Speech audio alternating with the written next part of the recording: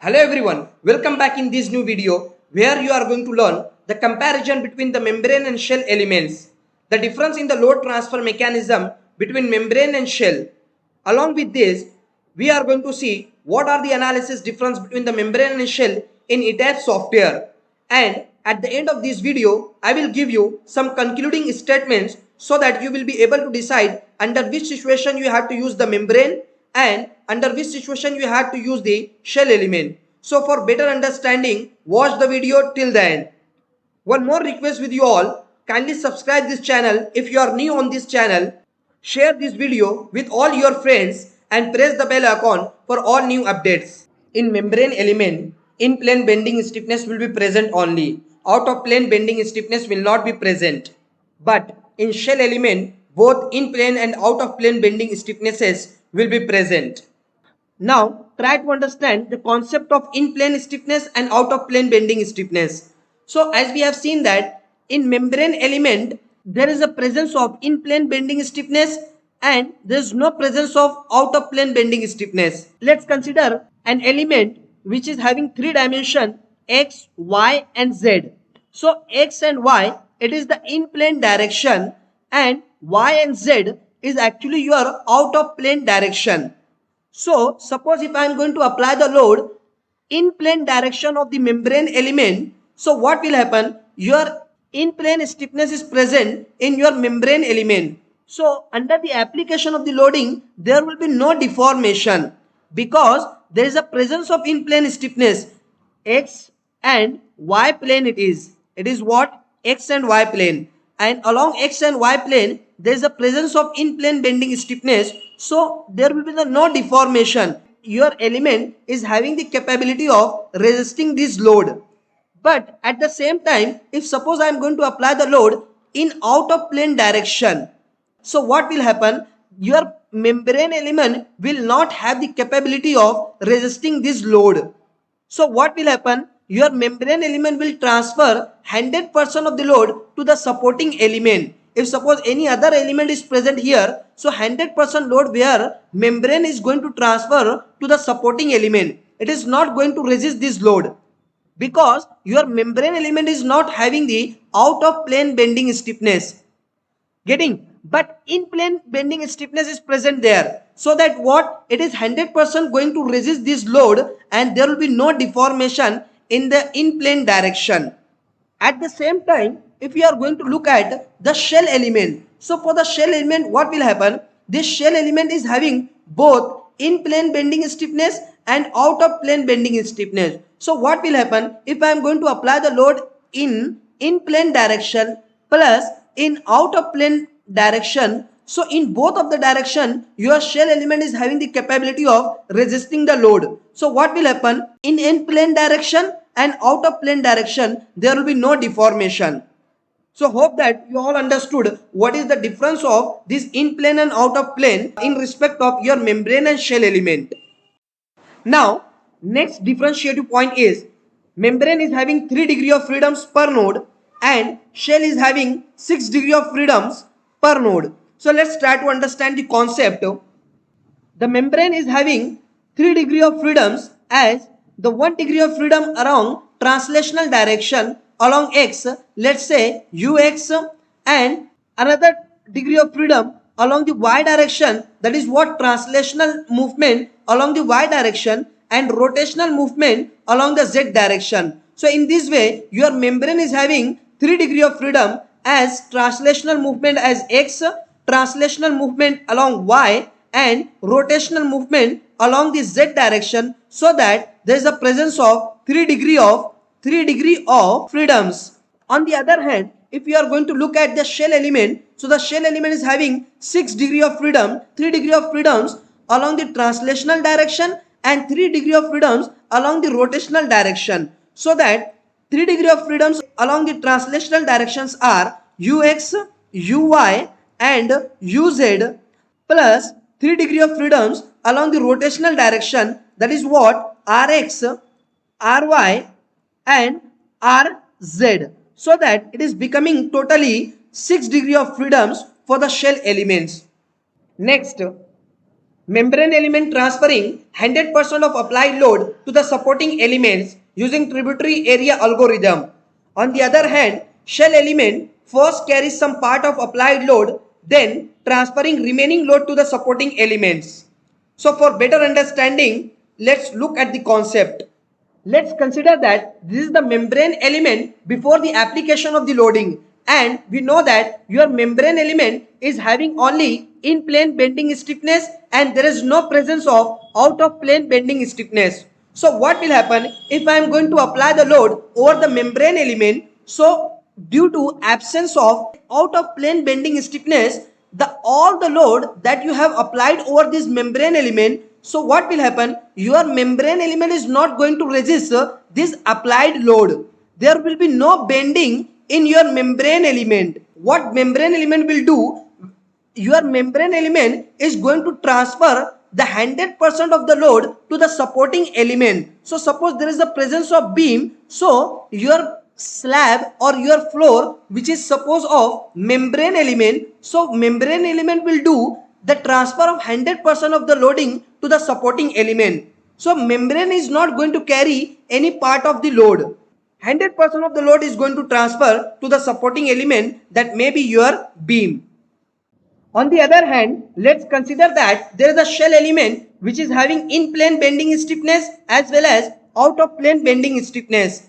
As we know that under the application of this loading, your shell element is going to be deformed in both of these direction, and the deformation of this shell element represent that your shell element is going to carry some part of applied load and the remaining load is going to be transferred to the supporting element. So that it is the clue that due to presence of outer plane bending stiffness, your shell element is going to carry some part of the load and remaining part of the load is going to be transferred to the supporting element. Now have a look over the load transfer from membrane element to the supporting element, and now we are going to see how much reaction coming at the base of your structure. So we know that with the conventional approach where your floor slab is transferring the load to the supporting element by the tributary area algorithm. So by the calculation with manual approach, we have calculated the reaction at the base of the structure under the four corner columns as 129.2 kilonewton, and for all the intermediate columns the reaction is 223 kilonewton, and for the central column we are having 396.8 kilonewton. Now we are going to compare the results of your membrane element and shell element in ETABS software, and we will compare the result of membrane and shell element with your manual calculation that we did here.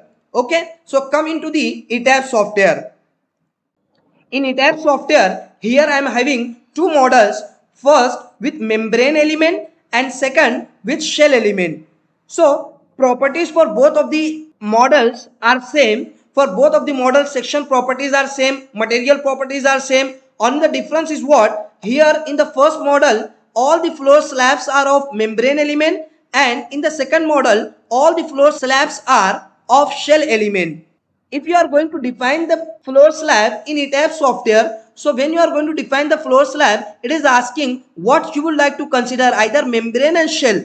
So like if suppose you are taking membrane element, so what will happen? If you are taking the shell element, then what will happen? That we are going to understand.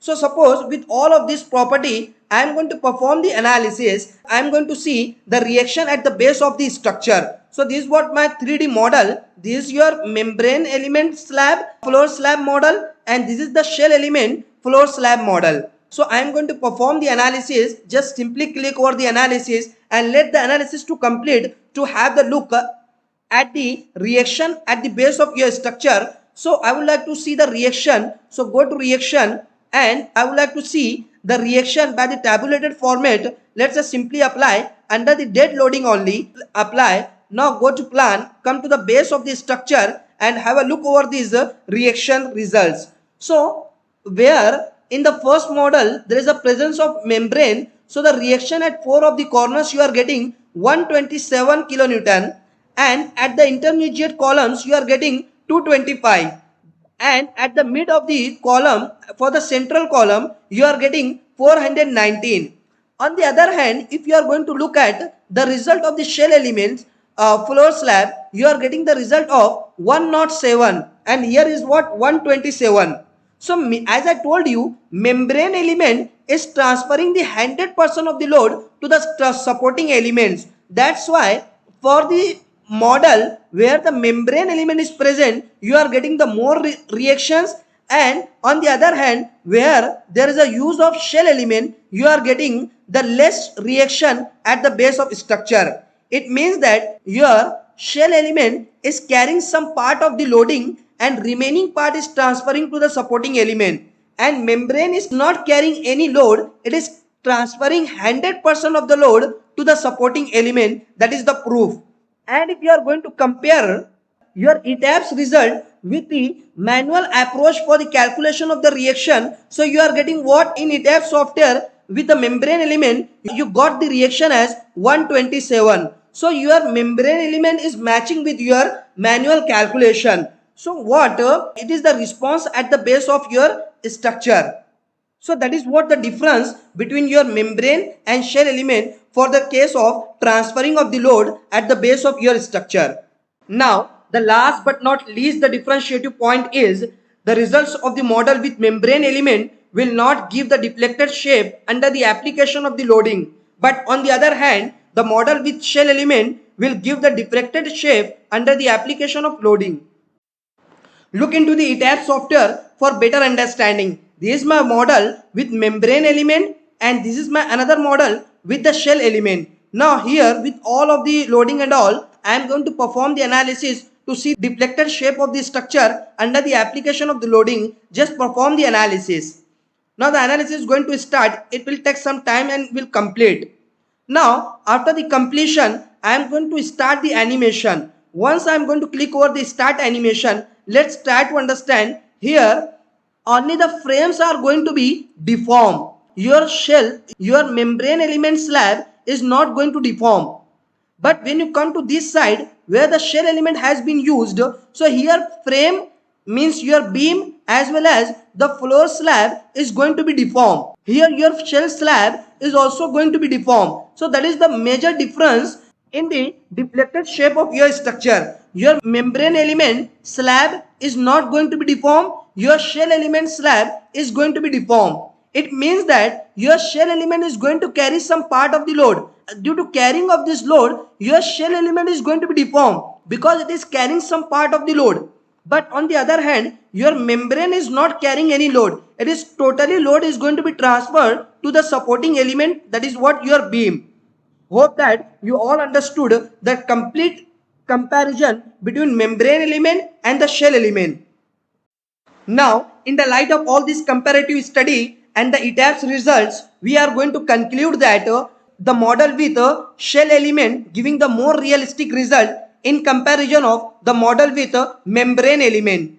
Otherwise, as we know that your slab is a flexural element which is in actual carrying some part of the load and transferring the remaining load to the supporting element, and that result we are getting with only the shell element. That's why we are going to say that the result we are getting with the shell element means it is the more realistic result in comparison of your membrane result. So we are going to recommend that if you are going to deal with low rise or medium rise structure, so it is better to go with the membrane element, or you can go with a shell element also for the low rise structure. But if you are going to deal with high rise structure, so there is no option except of using only the shell element. So overall shell element will be more right than that of your membrane element. Welcome you all in ASSO certified live training program ETABS, RCDC and Excel that makes you a professional structural engineer. In this training program you will learn everything about ETABS and RCDC from basic to advanced, real life project of medium rise structure from architecture plan to final design sheet, real life project of high rise structure with all advanced topics, design of structural elements using advanced Excel sheets. Have a look over the features of this training. Daily live classes conducted by expert for 1.5 hours. Recording of every session with lifetime access. Can interact with expert anytime 24/7. Exposure to real practice. ISO certification of training completion. It's 5-star rated training program. Till now more than 1,000 participants have benefited from this training program. Now you are the next. Bye.